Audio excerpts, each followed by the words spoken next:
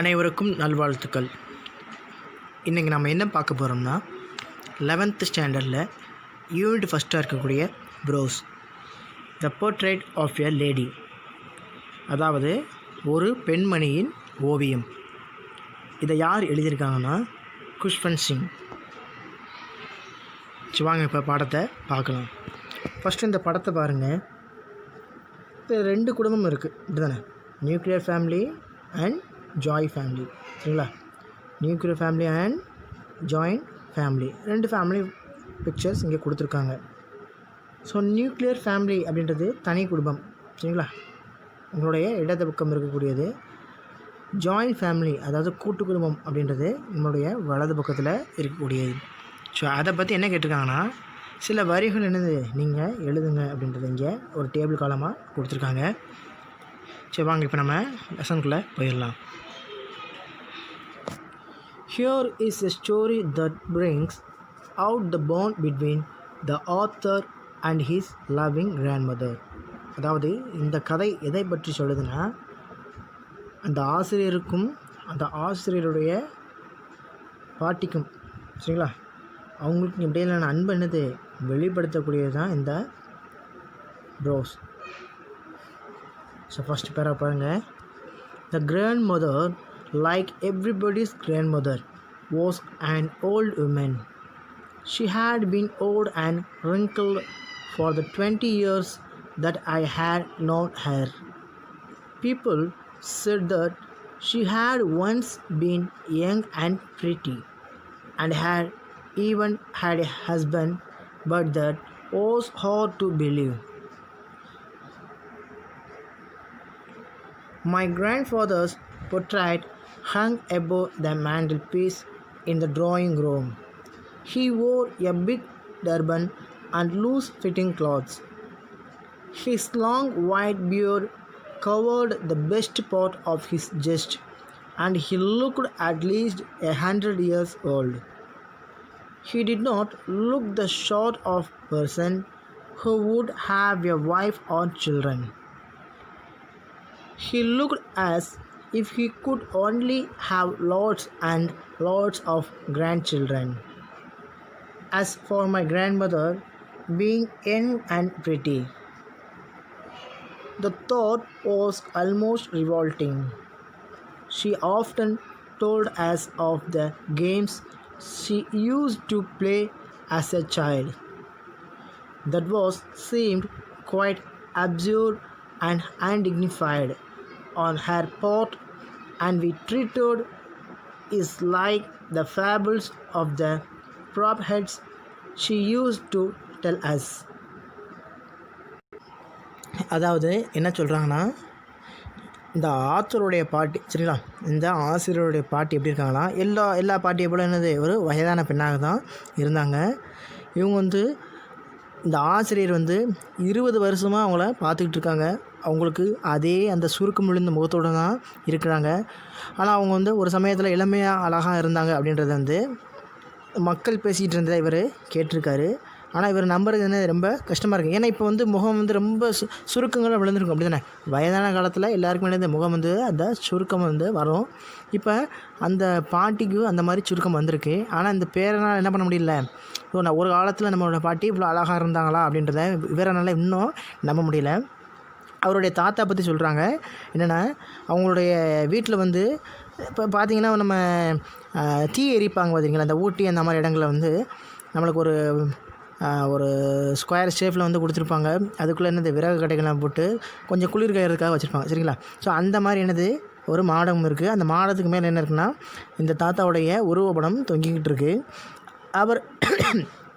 அவர் பார்க்க எப்படி இருக்கிறாருன்னா, ஒரு பெரிய தலைப்பாகை அணிஞ்சிருக்காரு. ஒரு ஆடைகள் எப்படி இருக்குன்னா, ரொம்ப தளர்ந்துருக்கு, ரொம்ப லூஸாக இருக்குது, சரிங்களா? லூஸாக அந்த கிளாத் ஃபுல்லாக லூஸாக இருக்குது. அவரோட நீளமான வெள்ளைத்தாடி அவருடைய மார்பு பகுதியை ஃபுல்லாக மறைச்சிருந்துச்சு, சரிங்களா?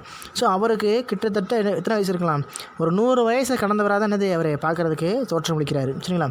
ஸோ அவருக்கு பார்த்திங்கன்னா ஒரு மனைவியோ குழந்தையோ இந்த மாதிரி இல்லை. அவருக்கு ஏகப்பட்ட பேரன்கள் நிறைய பேர குழந்தைகள் இருப்பாங்க அவருக்கு. அந்த அளவுக்கு இவர் ரொம்ப வயசான ஆளாக தோற்றமளிக்கிறாரு. இவருடைய பாட்டி எப்படி இருக்காங்கன்னா, இளமையாகவும் அழகாகவும் இருந்தாங்க அப்படின்றது ஏறக்குறைய என்னது இவர் இப்படி சொல்கிறாங்களே அப்படின்னு விரும்பத்தகாத ஒரு விஷயமாக தான் அவருக்கு பட்டுச்சு. சரிங்களா? ஸோ அடுத்தது என்ன சொல்கிறாங்கன்னா, இது ஃபுல்லுமே என்னது ஒரு அர்த்தமற்றதாக இருக்குது. அதே நிலைமையில் அவளுடைய நிலைக்கு, அதாவது அந்த பாட்டியோடைய நிலைக்கு இது வந்து பொருத்தமற்றதாக இருக்குது. சரிங்களா? இப்போ இந்த வயசான காலத்தில் பாட்டி அழகாக இருக்காங்க, இப்படி இருக்காங்க அப்படின்னு சொல்கிறது வந்து ஒரு பொருத்தமற்றத ஒரு செயலாகவே இருக்குது அப்படின்றத இங்கே இந்த ஆத்தர் வந்து எடுத்து சொல்கிறாரு. ஸோ அது மட்டும் இல்லாமல் அவங்க பாட்டி வந்து இவங்ககிட்ட எதை சொன்னாலுமே அந்த தீர்க்கதரிசிகள் எப்படி சொல்லுவாங்களோ, அந்த நீதிகளுக்கு சொல்லுவாங்களோ, அதை மாதிரி என்ன பண்ணுறாரு இந்த ஆத்தர் வந்து தனக்குள்ளே நினச்சிக்கிட்டு இருக்கார். சரிங்களா? நெக்ஸ்ட் பேரா, she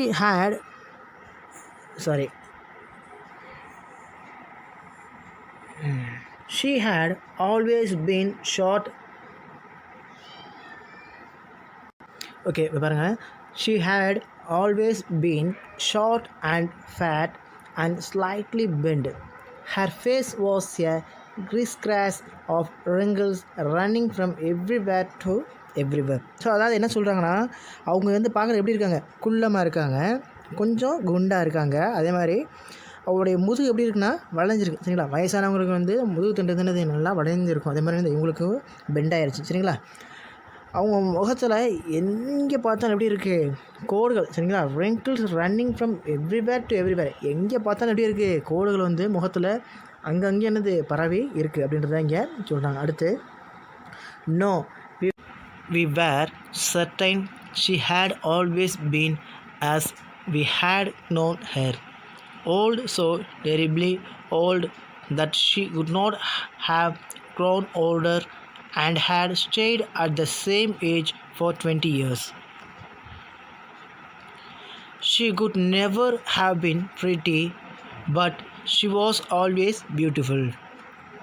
She hobbled about the house in spotless white, with one hand resting on her waist to balance her stoop and the other telling the beads of her rosary. Her silver locks were scattered unneatly over her pale, puckered face, and her lips constantly moved in inaudible prayer. Yes, she was beautiful.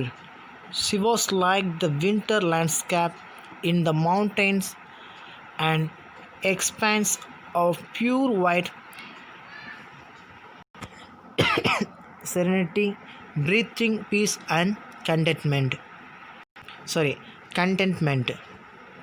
அதாவது என்ன சொல்கிறாங்கன்னா, நாங்கள் வந்து அந்த பாட்டியை தெரிஞ்சு வச்சுருக்க அளவுக்கு என்னது எப்போயுமே இப்படி தான் இருந்தாங்க அப்படின்றத எங்களால் உறுதியாக சொல்ல முடியாது.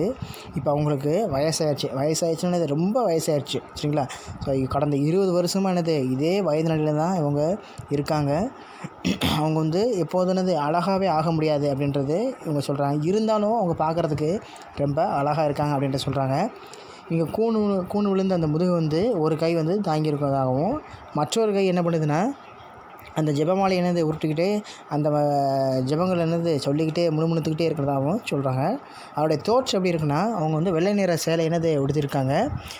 அதே நேரத்தில் அவங்களுடைய தலை முடிவு எப்படி இருக்குன்னா வெள்ளி போன்று. சரிங்களா? நல்ல வெள்ளை கலர் வெள்ளி போன்று என்னது இருக்குது. அந்த சுருங்கி அந்த முகத்தின் மேலே இருந்து அந்த முடி வந்து என்னது விழுகுது அப்படின்றத இங்கே சொல்கிறாங்க. சரிங்களா? ஸோ அது மட்டும் இல்லாமல் என்ன சொல்கிறாங்கன்னா, எப்படி ஒரு மலை மீது மேலே போக எப்படி குளிராக இருக்குமோ அதே மாதிரி அவங்களுடைய உயிர் என்ன சொல்கிறாங்க, அந்த வயதான உடலுக்குள்ளே இருக்கக்கூடிய உயிரானது வந்து நம்மளுக்கு மகிழ்ச்சியை தரும் அப்படின்றத அந்த இடத்துல சொல்கிறாங்க. சரிங்களா? ஸோ நெக்ஸ்ட் பேரா பாருங்கள். My grandmother and I were good friends. My parents left me with her when they went to live in the city, and we were constantly together. She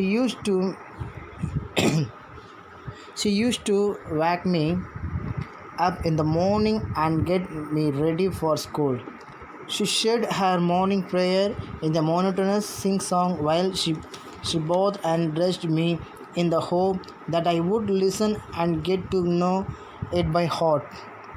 I listened because I loved her voice but never bothered to learn it. Then she would fetch my wooden slate, which she had already washed and plastered with yellow chalk. a tiny earthen ingot and a red pen, tie them all in the bundle and hand it to me. After a breakfast of a thick slate chapati with a little butter and sugar spread on it. We went to school.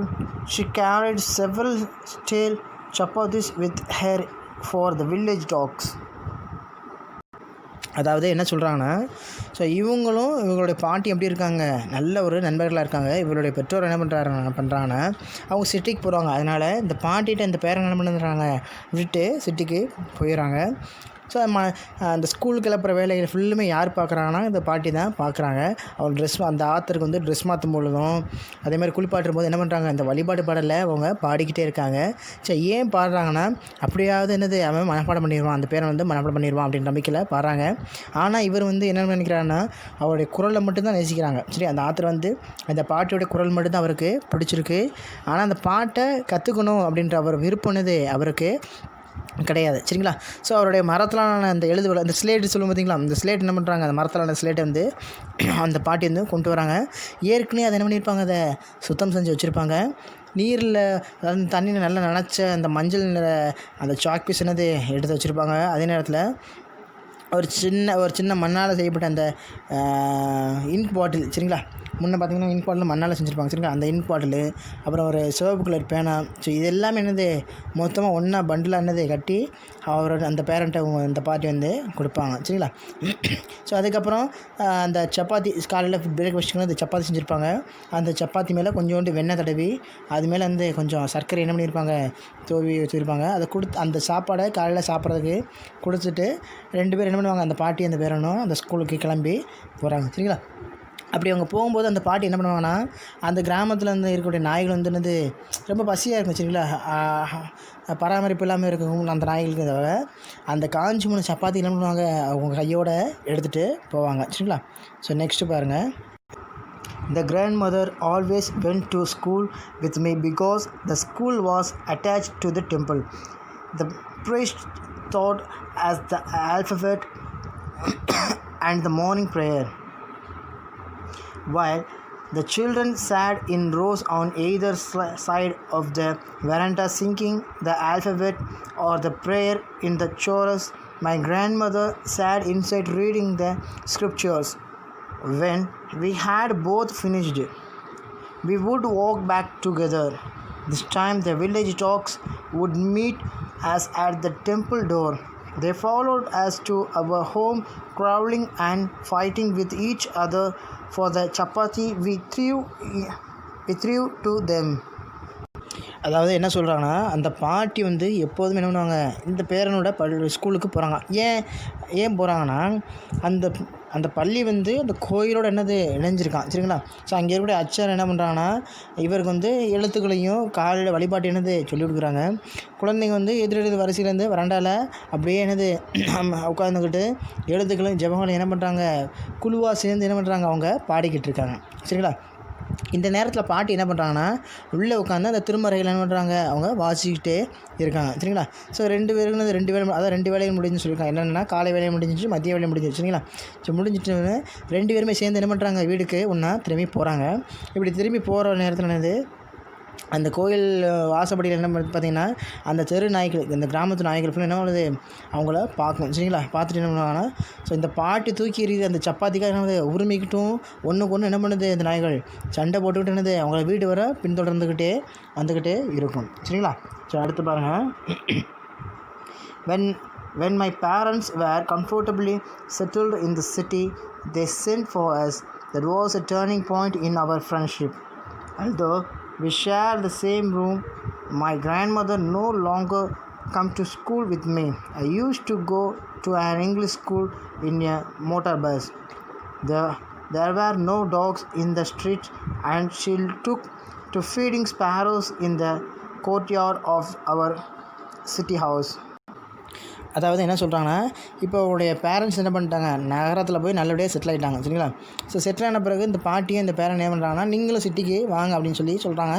So உடனே இவங்களும் அந்த சிட்டிக்கு போயிடுறாங்க.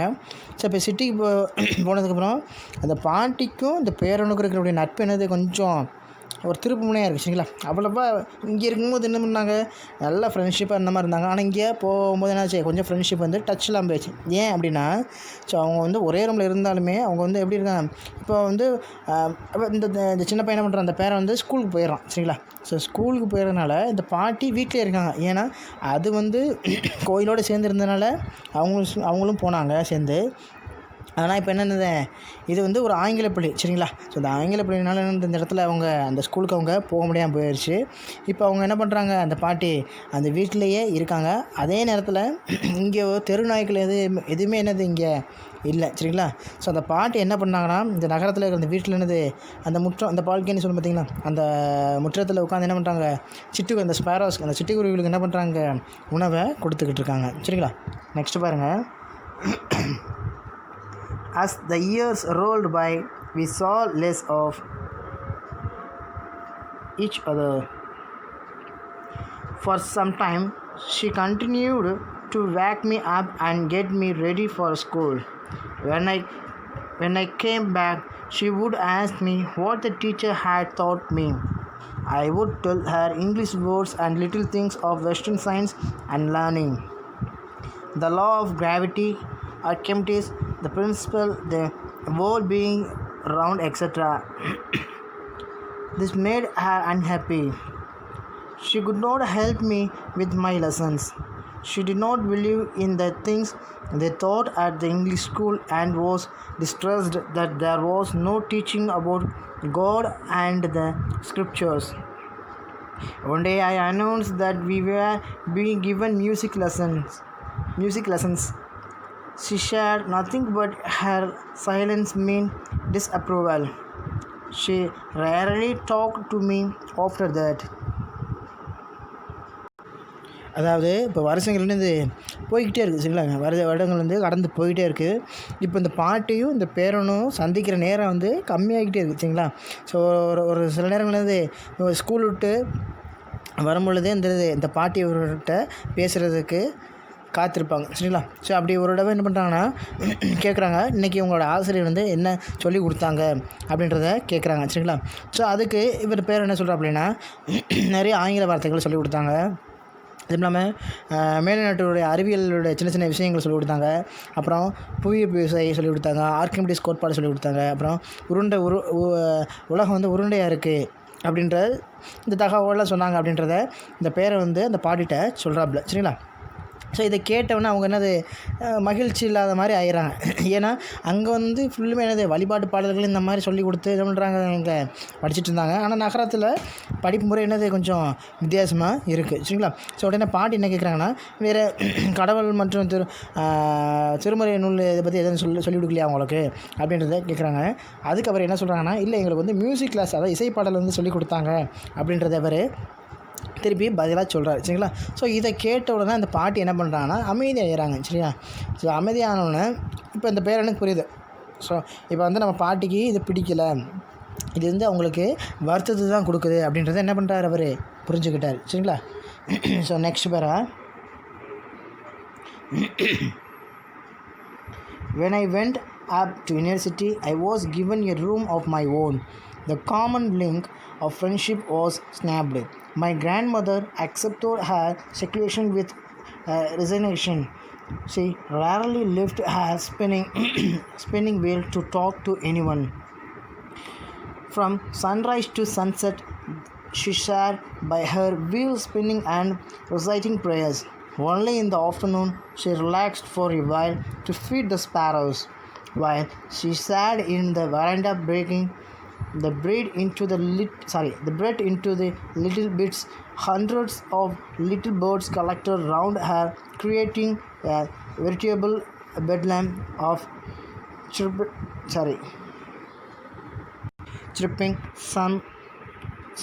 Some came and perched on her legs, other on her shoulders. She smiled but never showed them away. It used to be the happiest half hour of the day for her. அதான் என்ன சொல்கிறாங்கன்னா, இப்போ இந்த பேரை வந்து இப்போ university போக ஆரம்பிச்சிட்டா, அதாவது இந்த பல்கலைக்கழகத்தை என்னது போக ஆரம்பிச்சிட்டா, காலேஜுக்கு போக ஆரம்பிச்சிட்டாங்க. ஸோ அதனால் இப்போ இந்த பாட்டிக்கும் இந்த பேரனுக்கு இருக்கிற நட்புனது முற்றிலுமே என்னது ரொம்ப இல்லாமல் போயிடுச்சு. சரிங்களா, சுத்தமாக என்னது அவங்களுடைய ஃப்ரெண்ட்ஷிப்பே இல்லாமல் போயிடுச்சு. காரணம் ஏன்? இப்போ அவர் யூனிவர்சிட்டி போயிடறாரு. ஸோ அவங்க அடிக்கடி என்னது பார்த்துக்க முடியாது. இப்போ இவர் வந்து செப்பரேட்டாக என்னது இவருக்குன்னு ஒரு ரூம் கொடுத்துட்டாங்க. சரிங்களா, இப்போ ஒரு பெரிய ஆளாக ஆகிட்டார். சரிங்களா, அதனால் வந்து இவருக்கு தனியாக ஒரு அறை வந்து என்னது கொடுத்துட்டாங்க. சரிங்களா, ஸோ இப்போ பாட்டி என்ன பண்ணுறாங்கன்னா, அந்த கயிறாட்டை என்ன பண்ணுறாங்க, சுற்றிக்கிட்டே இருக்காங்க. சுற்றி அந்த நூல் நூற்பாங்க பார்த்தீங்களா, அந்த நூல் நூறுற வேலையை என்னது அவங்க காலையிலேருந்து நைட்டு வரைக்கும் என்னது அந்த வேலையை என்ன பண்ணுறாங்க, செஞ்சுக்கிட்டே இருக்காங்க. இவங்க இப்போ யார்கிட்டையுமே பேசுகிறது கிடையாது. சரிங்களா, அவங்க பேசுகிறது ரொம்ப அரிதாகிடுச்சு. சரிங்களா, இப்போ அவங்க வந்து யார்கிட்டையுமே பேசுகிறது கிடையாது. அவங்க எப்போ அந்த கயிறாட்டை நிப்பாட்டுவாங்க அப்படின்னா, அந்த ஈவினிங் அது ஆஃப்டர்நூன் ஆர் ஈவினிங் டயத்தில் என்ன பண்ணுறாங்கன்னா, இங்கே வரக்கூடிய இந்த ஸ்பேரஸ் கரெக்டாக சொல்லணும்னா நம்ம ஆஃப்டர்நூன் தான் சொல்லியிருக்காங்க. சரிங்களா, மத்தியான வேலையில் தான். சரிங்களா, அந்த மதிய வேலையில் வந்து அந்த கொஞ்ச நேரம் அந்த குருவிகளுக்கு என்ன பண்ணுறாங்க, அந்த உணவுகளை கொடுக்குறாங்க. சரிங்களா, அந்த இருக்கக்கூடிய ரொட்டி துண்டு, அந்த ப்ரெட்ஸ் என்ன பண்ணுறாங்க, சின்ன சின்ன துண்டுகளாக பிச்சு அந்த குருவிகளுக்கு என்ன பண்ணுறாங்க, அந்த சிட்டி குருவிகளுக்கு கொடுக்குறாங்க. சரிங்களா, அப்படி கொடுக்குற நேரம் மட்டும்தான் என்ன பண்ணுறாங்க, அவங்க ஓய்வு எடுத்துக்கிறாங்க. மற்றபடி அவங்க வந்து அந்த கயிறாட்டி என்ன பண்ணுறாங்க, சுற்றிக்கிட்டே இருக்காங்க. சரிங்களா, ஸோ சில நேரங்களில் பறவைகள் என்ன பண்ணுதுன்னா, அவங்களுடைய காலில் வந்து உட்காந்துக்குது. சரிங்களா, ஸோ அது மட்டும் இல்லாமல் அவங்களுடைய தோள்படியில் வந்து உட்காந்துக்கிறோம். சில சமயம் தலையில் கூட என்ன பண்ணுது வந்து உட்காந்துக்கிறேன். ஆனால் அதெல்லாம் பார்த்துட்டு அவங்க என்ன சிரிக்க தான் செய்கிறாங்க. அந்த பறவைகளை பார்த்து இவங்க சிரிக்க மட்டும்தான் செய்கிறாங்க. அவங்க இப்போ பறவைகள் எதாவது வந்துச்சுன்னா போ அப்படின்ற மாதிரி சொல்ல பார்த்தீங்களா. ஸோ அந்த மாதிரி எதுவுமே அவங்க விரட்ட மாட்டாங்க. சரிங்களா, ஸோ விரட்டாமல் அப்படியே இருக்காங்க. ஸோ அரை மணி நேரம் தான் என்னது அவங்கள பொறுத்த வரைக்கும் அந்த நாள்லேயே வந்து மகிழ்ச்சியானது ஒரு தருணம் அப்படின்றத இங்கே சொல்கிறாங்க. சரிங்களா, ஸோ அந்த சிட்டுக்குருவிகளுக்கு கொடுக்கக்கூடிய அந்த அரை மணி நேரம் அந்த குருவிகளோட செலவழிக்கிற அந்த நேரம் தான் இவங்களுக்கு ரொம்ப மகிழ்ச்சியான நேரம் அப்படின்றத சொல்கிறாங்க. Next, when I decided to go abroad for the further studies, I was sure my grandmother would be upset. I would be away for 5 years, and at her age one could never tell. But my grandmother would.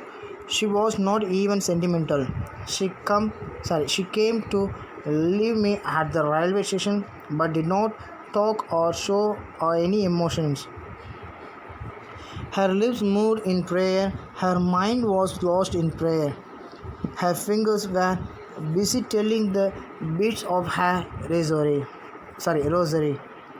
Silently, she kissed my forehead, and when I left, I cherished the moist imprint as perhaps the sign of physical contact between us.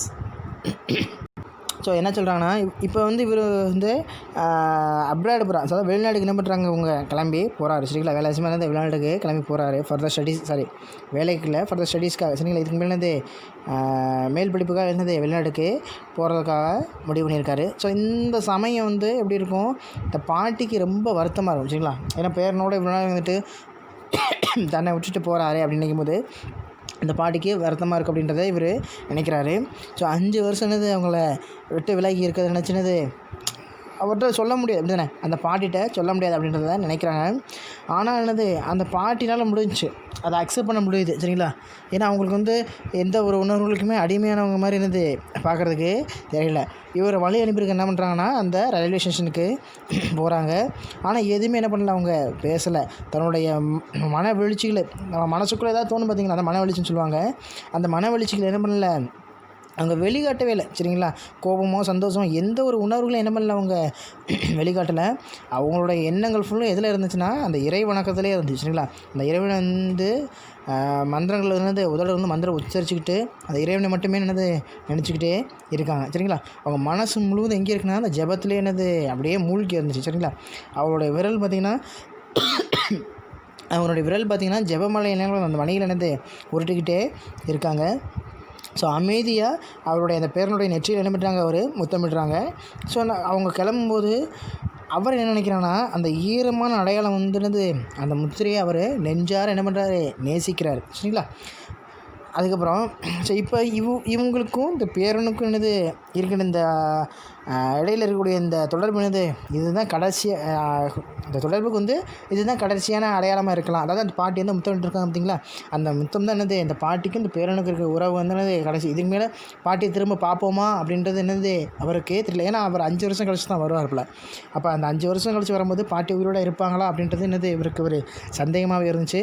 So அந்த சந்தேகத்தில் இருந்து இவரை விட்டு அவங்கள விட்டு பிரிஞ்சு போகிறாப்புல. அடுத்து, but that was not so. After 5 years I came back home and was met by her at the station. She did not look a day older. She still had no time for words, and while she clasped me in her arms, I could hear her reciting her prayers. Even on the first day of my arrival, her happiest moments were with her sparrows, whom she fed longer and with frivolous rebukes. So இப்போ என்ன சொல்கிறாங்கன்னா, இவர் நினச்சார் இப்போ போகும்போது 5 வருஷம் முன்னாடி போகும்போது நினச்சாப்லன்னா, sir திரும்பி வரும்போது பாட்டி உயிரோடு இருப்பாங்களா அப்படின்றது தெரியல. அந்த நெற்றியில் இட்ட முத்தம் தான் என்னது கடைசியாக இருக்க போகுது அப்படின்னு நினச்சிட்டு தான் போனார். ஆனால் அது அப்படி இருக்கலை. ஏன்னா அவர் 5 வருஷம் கழிச்சு திரும்பி வீட்டுக்கு வராரு. அதே ரயில்வே ஸ்டேஷனில் என்னது இந்த பாட்டியை பார்க்குறாப்புல. ஒரு நாள் கூட என்னது அவங்க வயசான மாதிரி தெரில. ஏன்னா அவங்க வந்து என்னது தோற்றம் அப்படியே இருக்குது சரிங்களா. இதை விட என்னது ரொம்ப வயசான மாதிரி அவங்களுக்கு தோற்றலை. எப்பயுமே அவங்க இளமையாக இருக்கிற மாதிரி என்ன பண்ணுறாங்க, அந்த முதுமையான தோற்றத்தில் இளமையாக இருப்பாங்க பார்த்திங்களா, அந்த தோற்றத்தில் இருந்து அவங்க அப்படியே இருக்காங்க. ரொம்ப என்னது முதுமைக்கு அவங்க போகலை அப்படின்றத இங்கே சொல்கிறாரு. ஸோ இந்த இடத்துல அவங்க வார்த்தைகளுக்கு இடமில்லாமல் போயிடுச்சு சரிங்களா. ஏன்னா இப்போ வந்து ரொம்ப வயசாகிடுச்சு. இப்போ வார்த்தைகள் வந்து ரொம்ப தடுமாறும் சரிங்களா. முன்னே கொஞ்சம் வார்த்தைகள் பேசினாங்க, இப்போ என்னது வார்த்தைகளே என்னது அவங்க வாயிலிருந்து வரலை. இங்கே தழுவல்கள் மட்டும்தான் இருக்குது சரிங்களா. அவங்க கரங்களை வச்சு என்ன பண்ணுறாங்க, அந்த வயசான பாட்டெல்லாம் பார்த்தோன்னே என்ன பண்ணுவாங்க, அந்த முகத்தில் அந்த கையை வச்சு செய்வாங்க பார்த்திங்களா. அதே மாதிரி அந்த கரங்களை வச்சு என்ன பண்ணுறாங்க, அந்த தழுவுறாங்க சரிங்களா. ஸோ அப்போ கூட அந்த பாட்டு என்ன பண்ணுறாங்கன்னா, அந்த இறைவணக்க பாடலாக தான் என்ன பண்ணுறாங்க, அவங்க முணுமுணுத்துட்ருக்காங்க சரிங்களா. ஸோ அவங்களுடைய முதல் நாள் வரைய கூட வந்து அந்த விளையாட்டுத்தனமாக விளையாட்டுத்தனமாக சும்மா அந்த திட்டுக்கிட்டு இதுவும் இல்லாமல் அவங்க என்ன பண்ணுறாங்க, எப்படி அவங்க ஃபஸ்ட்டு நாள் எப்படி சாப்பாடை ஊட்டினாங்களோ அதே மாதிரி என்ன பண்ணுறாங்க, அந்த சிட்டுக்குருவிகளுக்கு இன்னும் அந்த மகிழ்ச்சியாக அந்த இடத்துல என்ன பண்ணுறாங்க, சிட்டுக்குருவிகளுக்கு சாப்பாடை கொடுத்துக்கிட்டு இருக்காங்க அப்படின்றத இந்த இடத்துல சொல்கிறாங்க. Next in the evening change came over her. She did not pray. She collected the women of a neighborhood, got an old drum and started to sing. For several hours she thumped the sagging skins of the dilapidated drums and dilapidated அப்படின்றது வந்து அந்த damage ஆனது சரிங்களா, இந்த டேமேஜான drum சரிங்களா. and sang of the homecoming of warriors. We had to persuade her to stop to avoid overstraining. That was the first time since I had known her that she did not pray. So இப்போ என்ன சொல்கிறாங்கன்னா, அந்த மாலை நேரத்தில் என்ன பண்ணுறாங்க, அவங்ககிட்ட அந்த பாட்டிகிட்ட ஒரு மாற்றம் தெரியுது. எப்படி அவங்க வந்து வழிபடவே இல்லை சரிங்களா. she did not pray. அவங்க வந்து அந்த வழிபாடு செய்யவே இல்லை சரிங்களா. ஸோ நெய்பர்ஹுட் அதான் பக்கத்து வீட்டுக்காரங்களோட பெண்களை ஃபுல்லு என்னது அவங்க ஒன்று சேர்த்து என்ன பண்ணுறாங்க, ஒரு பழைய முரசை வச்சு என்ன பண்ணுறாங்க, அவங்க பாட தொடங்கிட்டாங்க சரிங்களா. ஸோ அவங்களுடைய தளர்ந்து உயிர்ந்த தோலுடைய என்னது வேண்டாம் அப்படின்னு ஓரங்கட்டு வந்து அந்த டிலாபிடேட்டட் அப்படின்னு சொன்ன பார்த்தீங்களா, அந்த டிலாபிடேட்டட் ட்ரம்ஸ் அப்படின்றது இந்த டேமேஜான ட்ரம் சரிங்களா. அந்த ஒதுக்கப்பட்ட அந்த ட்ரம்மை என்ன பண்ணுறாங்க வச்சு முரசை கொட்டாங்க சரியா. அந்த வச்சு டம்னு அடிச்சு என்ன பண்ணுறாங்க, அதை பாடுறாங்க சரிங்களா. ஸோ இப்போ பார்த்தீங்கன்னா ஒரு போர்ப்படை வந்து தன்னோட தாயகம் திரும்புவாங்க பார்த்தீங்களா. ஸோ அப்படி தாயகம் திரும்பும்போது எப்படி பாட்டு பாடுவாங்களோ அது மாதிரி என்ன பண்ணுறாங்க, இந்த பாட்டியும் பாட்டு பாடுறாங்க. அவங்களுடைய சோர்வு ரொம்ப இப்போ என்னாச்சு, ஏற்கனவே வயசானவங்க இப்போ கடும் சோர்வானது அவங்களுக்கு ஆயிடுச்சுங்களா. உடனே என்னது நிப்பாட்டுங்க, இந்த பாட்டை கட்டாயம் நிப்பாட்டுங்க அப்படின்றத சொல்கிறாங்க. உடனே பாட்டி என்னது, சரி நான் இதை நிப்பாட்டிடுறேன் அப்படின்றத சொல்லிட்டு என்ன சொல்கிறாங்கன்னா கடைசியில், since I had known her that she did not pray. என்னது எங்களுக்கு தெரிஞ்ச வரைக்கும் என்னது இன்னைக்கு பாட்டி இன்றைக்கி தான் என்னது வழிபடாமல் இருந்திருக்காங்க. இதனால் வரைக்கும் அவங்க வந்து வழிபாடு செய்யாமல் இருந்து நாங்கள் பார்த்ததே இல்லை அப்படின்றத இங்கே சொல்கிறாங்க சரிங்களா. The next morning she was taken ill. It was mild fever and the doctor told us that it would go. But my grandmother thought differently. She told us that her end was near. She said that since only a few hours before the close of the last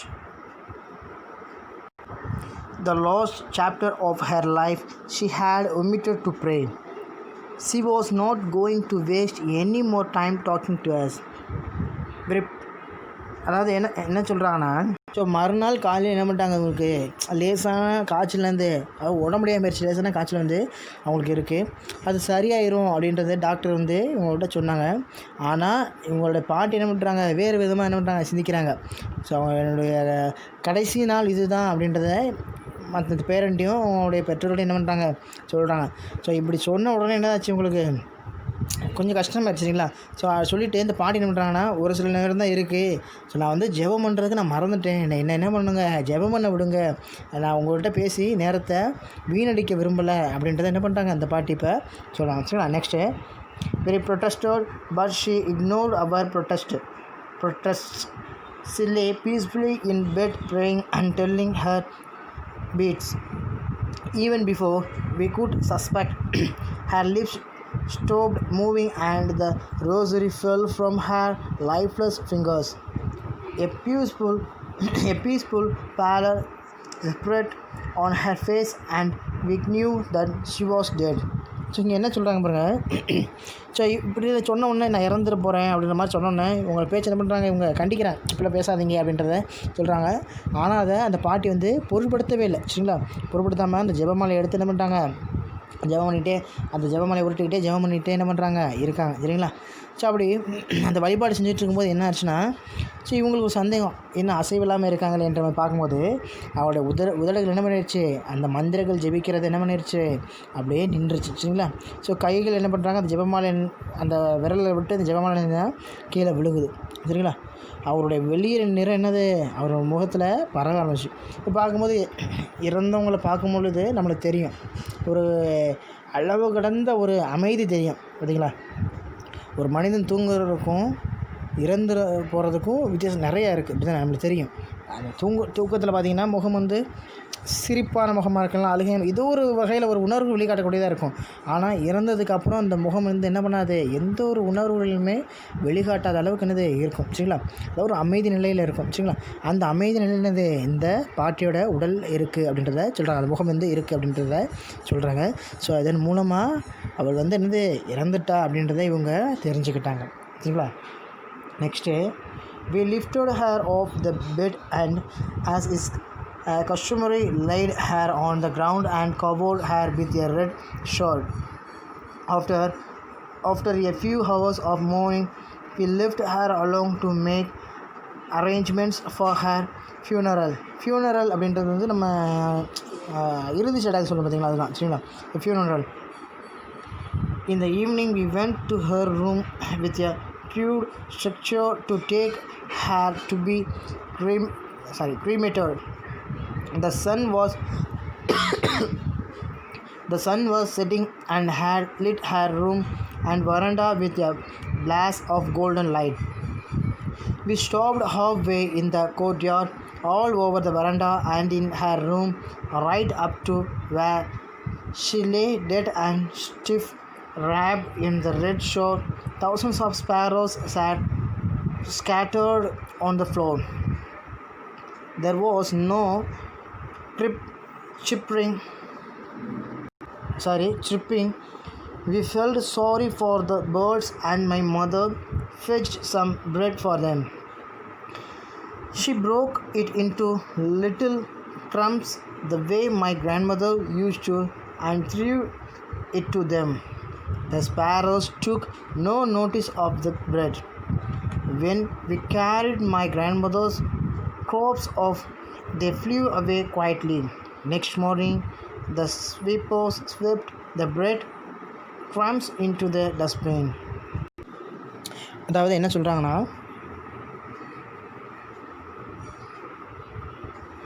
so இப்போ இறந்தவங்களை வந்து ஒவ்வொருத்தவங்களும் ஒரு வழக்கம் இருக்கும் பார்த்தீங்களா. So அதே மாதிரி இவங்க வழக்கப்படி என்ன பண்ணுறாங்கன்னா, அவங்க அந்த பாட்டியை படுக்கையிலேருந்து தூக்கி என்ன பண்ணுறாங்க, தரையில் படுக்க வைக்கிறாங்க. சரிங்களா? ஸோ இறந்தவங்களை மூடக்கூடிய அந்த சிவப்பு துணியாக என்ன பண்ணுறாங்க, அவங்கள மூடி வைக்கிறாங்க. ஸோ ஒரு சில நேரம் என்ன பண்ணுறாங்க, வருத்தமாக என்னது அவங்கள சுற்றி அழுதுகிட்டு அந்த மாதிரி இருக்காங்க. சரிங்களா? ஸோ அதுக்கடுத்து அந்த இறுதி சடங்கை பார்க்கணும் பார்த்தீங்களா, அந்த பணிகளெல்லாம் பார்க்கணுன்றக்காக என்ன பண்ணுறாங்க, அவங்கள தனியாக விட்டுட்டு அந்த வேலைகளை தொடங்க ஆரம்பிச்சிட்டாங்க. சரிங்களா? ஸோ அந்த மாலை நேரத்தில் அவங்க உடல் என்ன பண்ணணும், எரி விட்டணும் அப்படின்றக்காக என்னது, அந்த கரடுமுரடான படுக்கையை வந்து அவங்களுக்காக அவங்க ரெடி பண்ணிகிட்டு இருந்தாங்க. சரிங்களா? ஸோ இந்த நேரத்தில் அந்த முற்றத்துலேருந்து அந்த மதிய நேரத்தில் அந்த குருவிகளுக்கு சிட்டுக்குருவிகளுக்கு உணவளிப்பாங்களா, அந்த முற்றத்தில் என்ன பண்ணுறாங்கன்னா ஒரு தங்கு நேரத்தில் ஒரு வந்து சத்தம் வருது. சரிங்களா? ஸோ என்னென்னு பார்த்தீங்கன்னா, இங்கே நிறைய என்னது ஒரு ஆயிரக்கணக்கான சிட்டுக்குருவிகள் வந்து என்னது தரையில் வந்து அமர்ந்துருக்கு. அந்த பறவை ஃபுல்லாக என்னது, எப்பயுமே அந்த பறவைகள் இப்போ வந்து மகிழ்ச்சியூட்டுற ஒலி வந்து எழுப்போம். சரிங்களா? ஆனால் இப்போ வந்து எந்த ஒரு மகிழ்ச்சியூட்டுற ஒலியை எழுப்பலை. ஆனால் அது அதுக்கு மாற என்ன பண்ணுது, ஒரு வருத்தமாக அது ஃபுல்லுமே வந்து உட்காந்துருக்கு. சரிங்களா? ஸோ அந்த பறவைகளை பார்த்துட்டு இவங்க வருத்தப்படுறாங்க, ஐயோ இந்த பறவைகளுக்கு இனி சாப்பாடு கொடுப்பாங்கன்னு சொல்லிட்டு. ஸோ நம்ம கொடுப்போம் அப்படின்னு சொல்லிட்டு என்ன பண்ணுறாங்க, ப்ரெட்டை ஃபுல்லும் பிச்சு, அந்த ரொட்டி துண்டுகளை பிச்சு என்ன பண்ணுறாங்க, அந்த பறவைகளுக்கு கொடுக்குறாங்க. ஆனால் அந்த பறவைகள் வந்து என்னது, ஒரு பறவை கூட என்னது, ஒரு துளி ப்ரெட்டை கூட, ஒரு துண்டு ப்ரெட்டை கூட என்ன பண்ணல, அவங்க ரொட்டி துண்டுகளை எடுக்கவே இல்லை. சரிங்களா? ஸோ அவங்க சடலத்தை என்னது, அவங்கள தூக்குனதுக்கப்புறம் அந்த அந்த இருக்கக்கூடிய சிட்டுக்குருவி ஃபுல்லாக என்னது அமைதியாக என்ன பண்ணுச்சு, பறந்து போச்சுங்க. சரிங்களா? ஸோ மறுநாள் காலையில் பார்க்கும்போது அந்த ரொட்டி துண்டுகள் ஃபுல்லுமே அப்படியே கிடந்துச்சு. அதை சுத்தம் செய்கிறவர் என்ன பண்ணுறாரு, அந்த ஸ்வீப்பர் வந்து அந்த ஃபுல்லி இருக்கக்கூடிய அந்த ரொட்டி துண்டுகள் ஃபுல்லும் கலெக்ட் பண்ணி அந்த குப்பை கூடைகளில் போட்டுறாரு. சரிங்களா? ஸோ அவ்வளோதான் இந்த ப்ரோஸ். அதாவது என்னென்னா, ஃபஸ்ட்டு ஒரு அந்த பாட்டிக்கும் அந்த பேரனுக்கும் இருக்கக்கூடிய ஒரு நல்ல நட்பு உறவு. சரி, அந்த நட்பை தான் என்ன பண்ணுறாங்க இங்கே சொல்கிறாங்க. சரிங்களா? ஸோ அதனுடைய இறுதி நாள் வரை உயிரினங்களோட என்ன பண்ணுறாங்க, அந்த பாட்டி அன்பாக இருக்காங்க. சரிங்களா? ஸோ அவ்வளோதான் இந்த ரோஸ். தேங்க்யூ.